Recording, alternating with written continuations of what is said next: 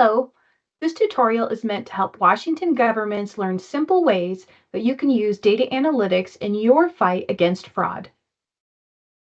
Sometimes the phrase data analytics may seem overwhelming. You might feel like you need a degree in statistics or computer programming to engage in data analytics, but really, data analytics can be very simple.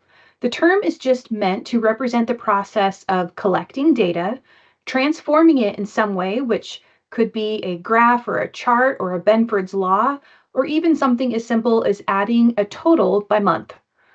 The next step is to analyze and interpret what you're seeing, and then look for patterns, trends, correlations, or other red flags. If you've ever looked at a trend of revenues by month, then you have already used a data analytic. The first step is collecting data. If you use accounting software, you can likely gather data from your system in the form of reports or data exports. You may also have access to online banking for your government, where you can download bank or credit card activity. Similarly, you may be able to download fuel card activity from your fuel card vendor. And another great source of information and data is the Financial Intelligence Tool, or FIT.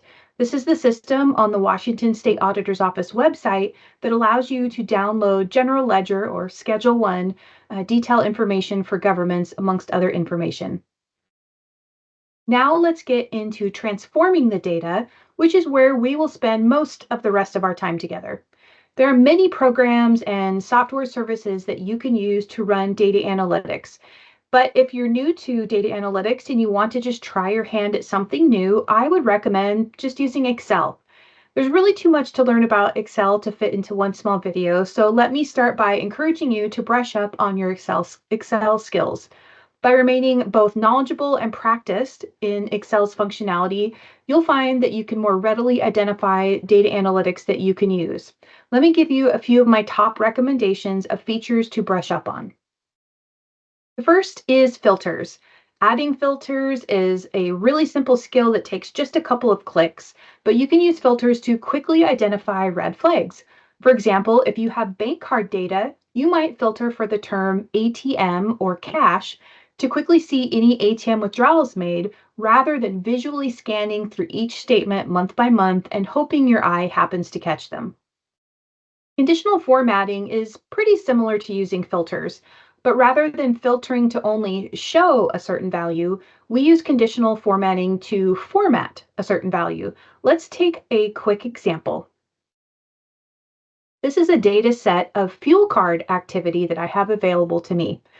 And let's say it would be atypical for someone in my organization to purchase Supreme for the fuel type. They should be using unleaded. So I can use conditional formatting to quickly draw my eye to any purchases of Supreme. The way I would do that in this case is to highlight the fuel type column. I'm up in my home ribbon. I'll go to conditional formatting and add a new rule.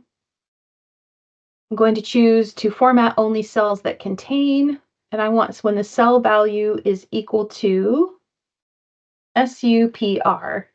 And in this case, I want it to fill the cell yellow, so just highlight it for me.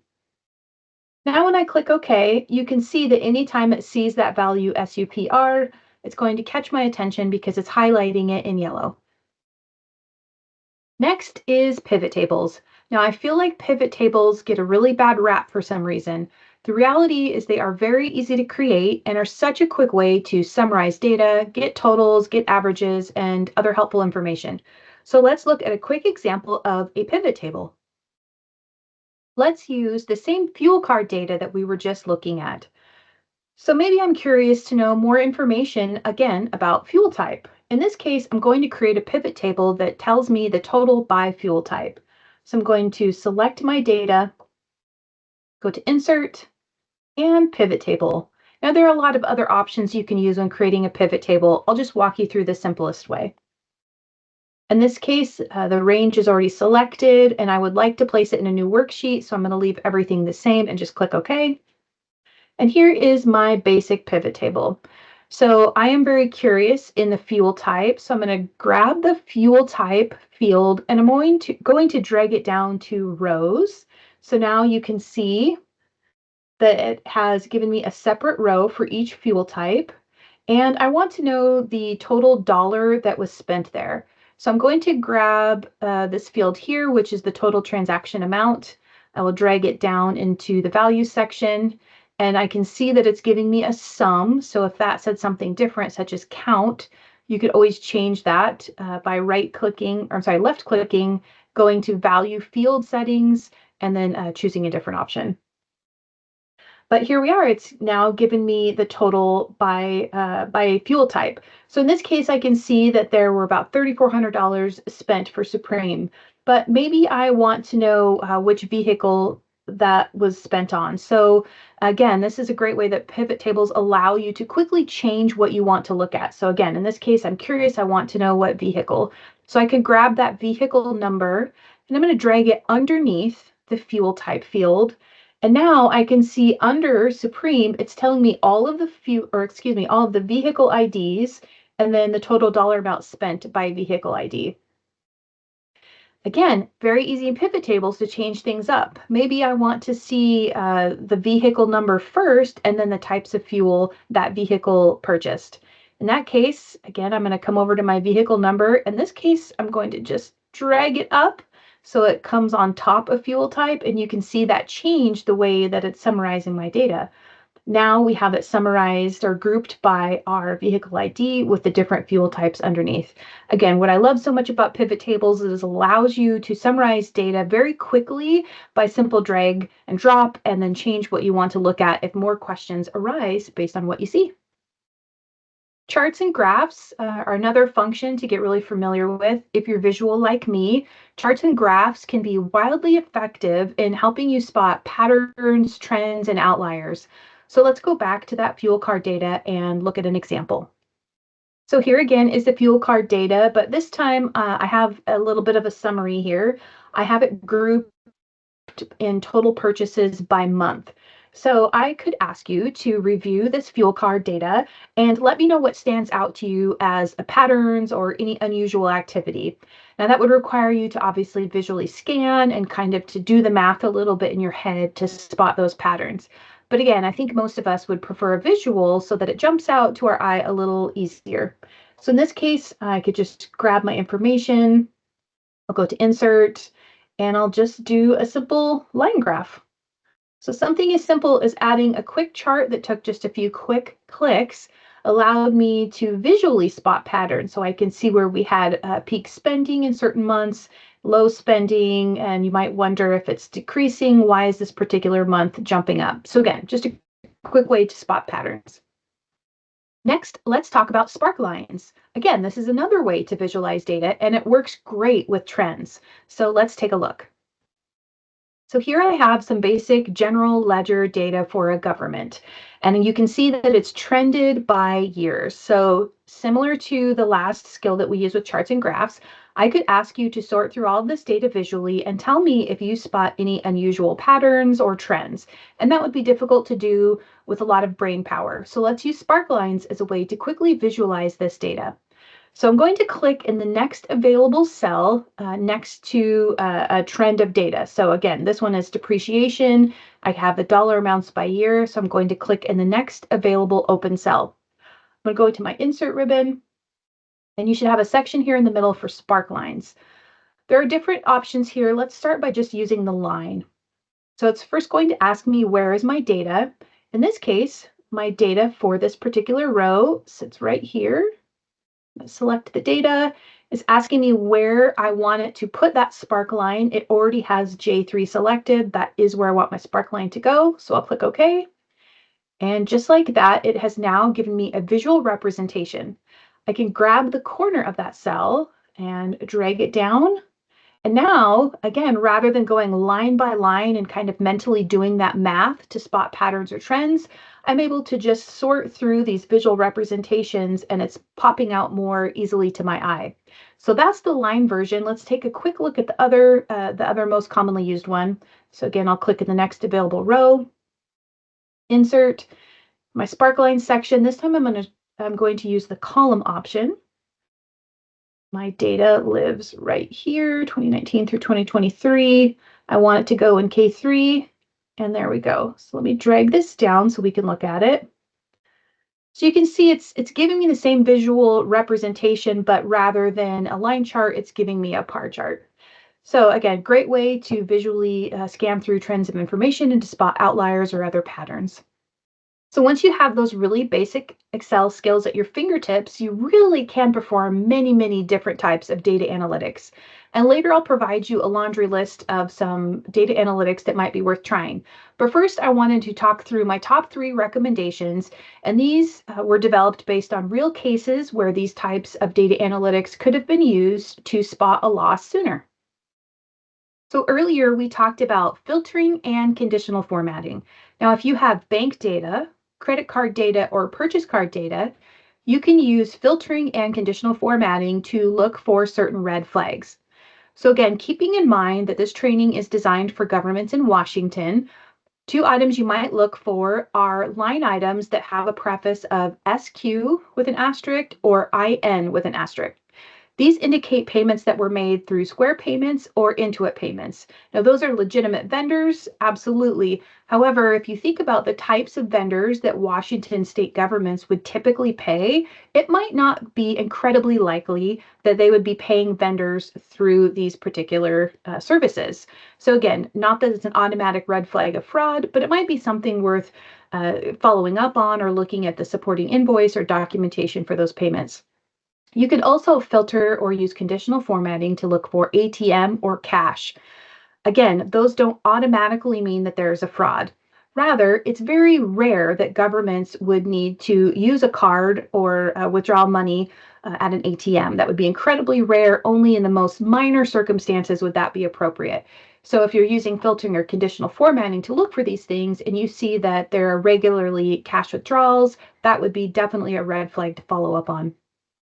And the last one would be different types of payment or cash apps, such as Zelle or PayPal. Again, valid services, absolutely. But when you think about the types of vendors that Washington governments pay, it's not likely that they would be paying vendors that accept money through payment apps such as Zelle or PayPal.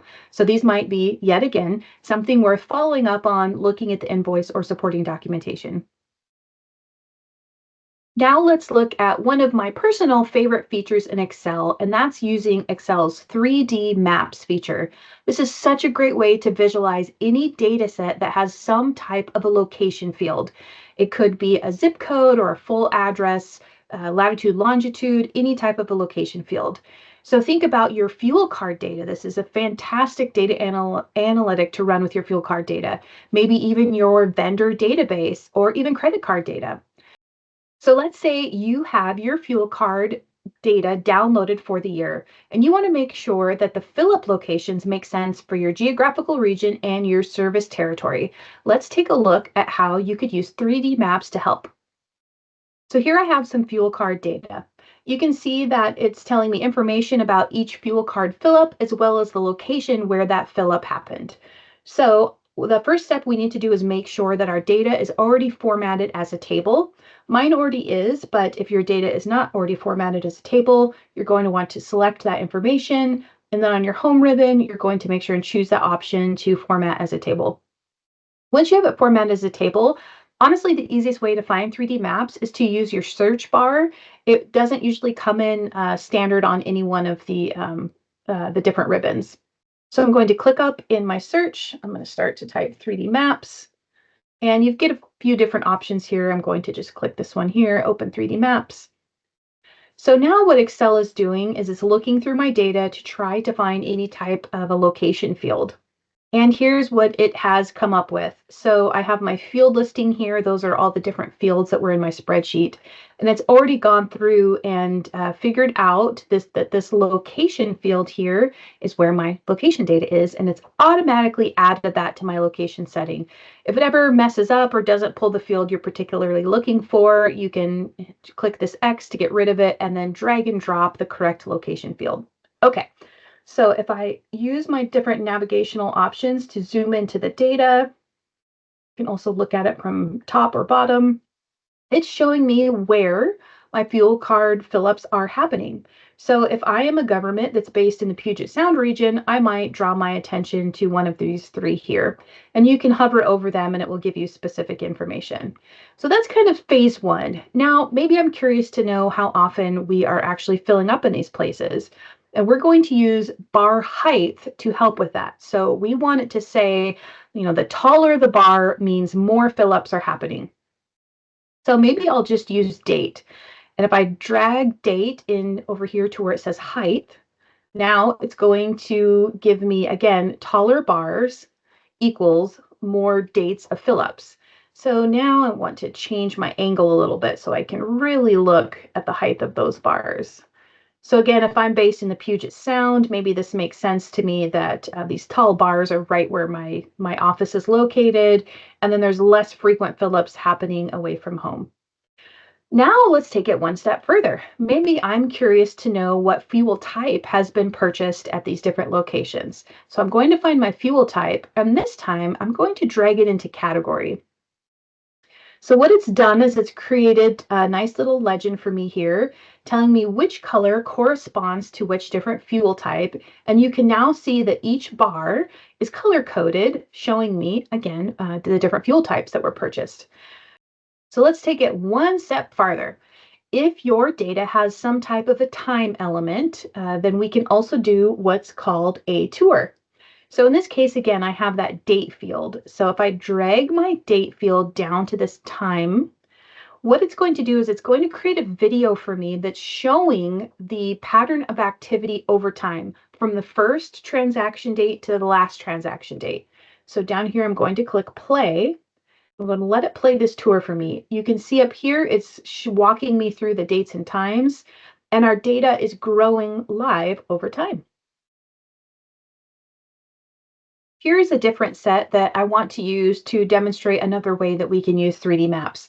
So this data set is telling me the count of cases that our office has investigated, or fraud investigation cases. So we can see, similar to how I have the fuel card data set up, where I have dots for each time or each location where there was a fraud investigation report issued, and then also the height of those bars represents the number of them. Now, maybe I'm not super familiar with the different parts of Washington. So up here, I'm going to add some map labels in there. And rather than having to navigate by tilting up and tilting down to see the heights of those bars, another option you can use is up here. You'll notice that there are different types of maps. I'm going to choose the heat map. It's a little easier to see this one from this particular view. So again, we see the lighter colors means less activity, and as we get to the darker colors, it means more activity. So let's add in that date field again like we had before. And add that to our time. And now when I click play, we can see the evolution of these fraud cases that are coming to us over time by location.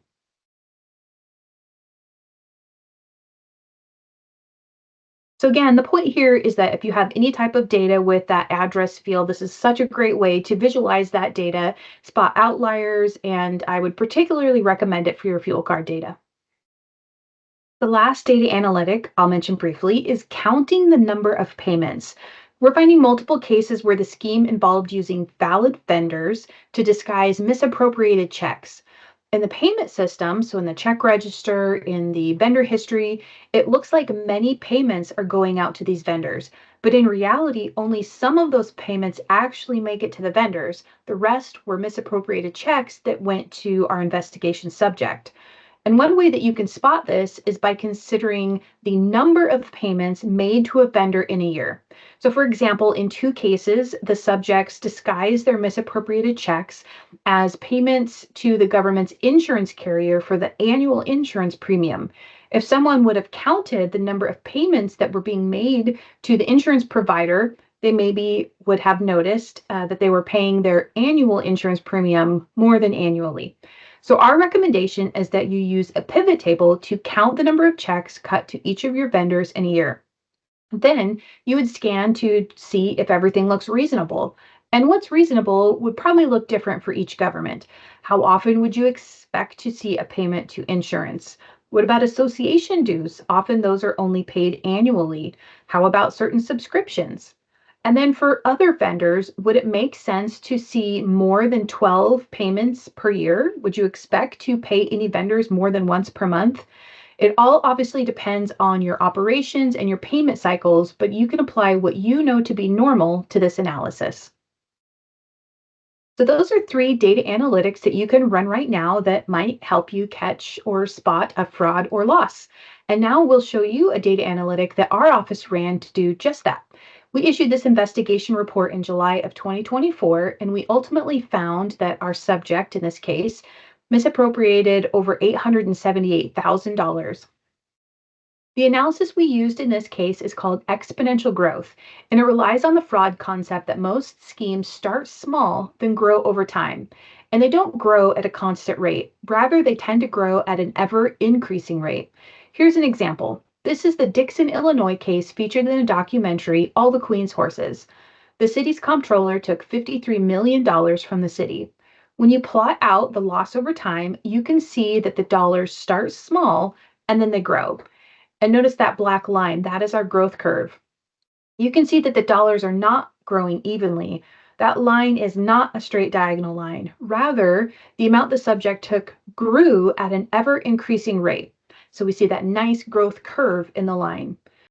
So the premise for our analysis is that if we see spending that grows at an ever increasing rate, so something that has that curved growth line, it could be a red flag to have our audit teams follow up on and ask for supporting documentation. Our office obtained purchase card data for state agencies and plotted the card use card by card over time. And we added that growth curve, which you could do easily in Excel, which we'll see in a minute. And then we evaluated that line. Did spending increase over time? In our example here, you can see that yes, it did increase over time. And did it increase at an exponentially increasing rate? Again, in the one shown, the answer is yes. Because this card fit the exponential growth pattern, we sent it to the audit team for further testing. And ultimately, we found that this employee misappropriated $878,000 through use of a purchase card scheme. So now let's take a look at how you can quickly add an exponential growth line to your data. Here is some purchasing data that I have, and you can see that I have it separated by year and by quarter. So we're going to want to add a chart. So I'm going to select my data, go to Insert, and then I'm going to pick the just 2D column. So here's our spending over time. Now I can visually look at this and clearly see that it's growing over time, but let's add that exponential growth curve line. To do so, I'm up in my chart design ribbon. I'll go to Add Chart Element, Trend Line, and there it is, exponential growth. And now I can look at my exponential growth curve. So to wrap up this discussion, I wanted to give you a few examples of data analytics that you can run. Now, there's a lot of information on these next few slides, so feel free to pause, take a screen snippet so that you could save it for later.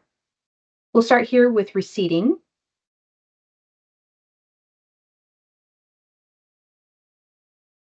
Next, we have vendor payments,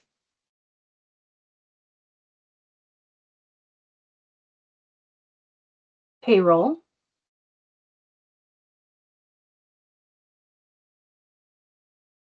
and credit cards. We hope this short tutorial has been helpful.